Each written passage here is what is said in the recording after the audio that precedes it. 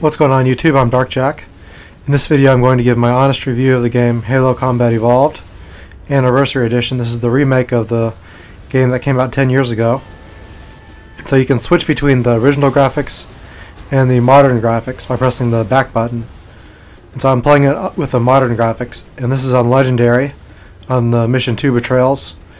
And I'm trying to get the achievement where you have to beat it on Legendary with only using your starting weapons, which are a plasma pistol and then the shotgun. And so I eventually get the achievement, but it took me quite a while and I died a lot, because with only a shotgun and a plasma pistol you're pretty limited and you can't kill enemies from along the way. Now I also have the bandana skull on, and that gives me infinite ammo. And the bandana skull is one of the skulls you can unlock, because 343 added the skulls and terminals to this game, so you get skulls that modify the gameplay. So this one gives you infinite ammo, which is really nice, but the skull is hard to get to because you have to do a complicated grenade jump in order to get to it. And so overall, after beating the game, and I almost have all the achievements, I have the most difficult achievements, which are Speed Reader and That Just Happened, which is to respectively beat the mission in the library on Legendary in less than 30 minutes, and then to either beat it on Heroic or Legendary without dying, which is pretty challenging. It took me quite a while to get those as well. And so far I'm really enjoying this game. It brings back a lot of nostalgia because I did play the original Xbox version 10 years ago, back when I was a teenager. And that was a blast to play. I really enjoyed playing that game. I didn't play Halo 2 that much, but then when Halo 3 came out, I played a ton of that.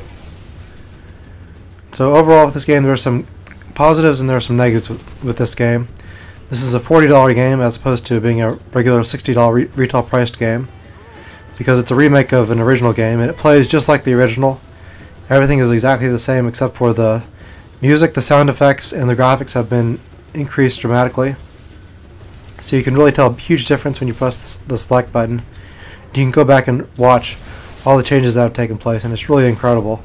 They've done a really good job with this game. But there are also some things in this game that I'm not happy with, and I'm pretty disappointed, and 343 really dropped the ball on this game and with the multiplayer as well, and I'll explain why. First of all, this game does not have a theater mode, so there is no theater option in this game. You cannot record your campaign gameplay unless you have a recording device. So I've got a PVR that I record with, so I use that to record and upload. So if you ever want to share something with someone, you have to record it with a recording device. You can't put stuff in a file share. There is no theater or file share or forge in this game, so that is kind of a disappointment. It's just the original game with terminals and skulls. And then with the multiplayer uses Halo Reach's engine, but there are 6 new multiplayer maps and 1 new firefight map, and I've played them all and they're all pretty fun to play. They look really good. They look very, very nice, and they put a lot of detail and work into those remakes, and they play just as well as the original ones, or probably even better. But I'm also disappointed with the multiplayer as well, because in the anniversary playlist there are 3 different bloom settings. You've got regular bloom, and if you don't know what bloom is, what that is that on the pistol and the DMR it's simulated recoil, so that you have to pace your shots. If you press the trigger rapidly, then what happens is that your shots become inaccurate.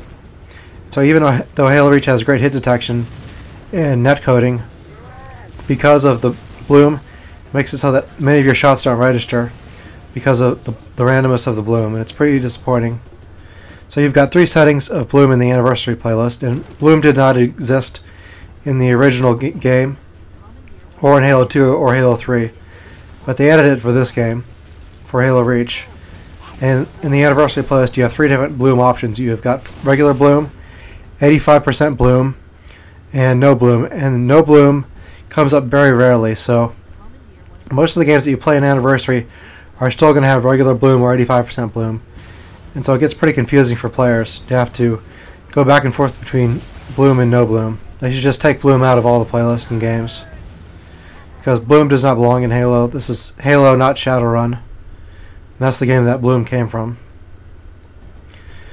And so I'm disappointed with that. I'm also very disappointed with the Halo Reach achievements that came with this game. I have all the achievements for Halo 3 ODST, and I'm going to have all the achievements for this game, Combat Evolved. But for Halo Reach, they added new achievements for the multiplayer to both the Defiant map pack and the Anniversary map pack. And so with the Defiant map pack achievements, there are 3 of them. One is you have to assassinate someone as they come out of armor lock. You have to get a last man standing medal in the infection playlist. And you have to win a game of one flag, capture the flag, without letting the other team even touch your flag. And so you can only get those achievements using the Defiant map pack. So they have to be on those maps. And then what that means is that the only 2 maps in the Defiant map pack are Condemned and Highlands. So those 3 achievements can only be done in those 2 maps. And because the Defiant map pack is the least owned map pack, what that means is that those maps rarely ever come up. So with the achievement where you have to be the last man standing, which is called All Alone, you can only get that achievement on one map, which is Condemned. And because so few people own the Defiant map pack, that map never ever comes up, because it only comes up in Living Dead. And in order for that map to come up, everyone in the game that you're playing has to have that map pack. So there's you, and then there are 11 other people playing. And the only way that map is going to come up is if all 11 people have that map. And I'm really disappointed with that, because that map never ever comes up. So that achievement is almost impossible to get. So I think the only way I'm going to get these achievements is if I boost for them, which is very disappointing, because the achievements are just too difficult to get. And they really dropped the ball, and I'm really disappointed with 343 and the way they did the Halo Reach achievements, because they're just too hard. The map and game types never come up. And when they do come up, even if they did, the chances of you getting them are very small. So it encourages you to play the game and just play it constantly, and don't even bother playing any of the other games that are going to come out, because it's going to take you like a month of playing just to get all the achievements. Because especially the one that's in Living Dead, that never comes up. So you pretty much have to be in a party of people who all have that map. So I'm disappointed with that, but overall I think it's a pretty good game. I would give this an 8 out of 10, because it is just a remake. And so they only priced it at $40 instead of the regular $60, for a good reason, because if this were a regular $60 game, then not very many people would buy this, because it is the exact same game with new graphics and the exact same maps, but that have been remastered for Xbox Live. So far, I'm really liking this game and doing this for the single player. The multiplayer is a disappointment because of the bloom, and also because of the very difficult achievement. So they need to do a title update for those achievements so you can get them on any map. And so you can also play this game co-op over Xbox Live, 2-player co-op, or split screen. But there is no multiplayer support for the campaign. So it's like Firefight in ODST. You have to find people if you want to play a 2-player co-op campaign. And the campaign is limited to only 2 people. So you can't do it with 4 people like you could in ODST or any of the other Halo games, except for Halo 2.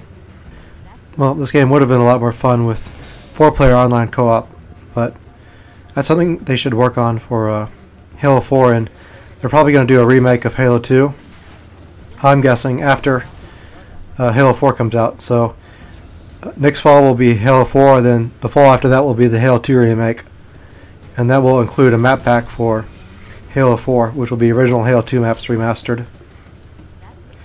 And after you get all 10 terminals in this game, there's a secret 11th terminal you can unlock. And you do that by going to Halo Waypoint and entering the codes for the 10 other terminals that show up at the end of the videos. And also, if you get all the terminals, you get 100,000 credits for Halo Reach, which is really nice. It's like 30,000 for the Maw and 7,000 for the other terminals. So you guys, hope you enjoyed this review, and I'll see you later.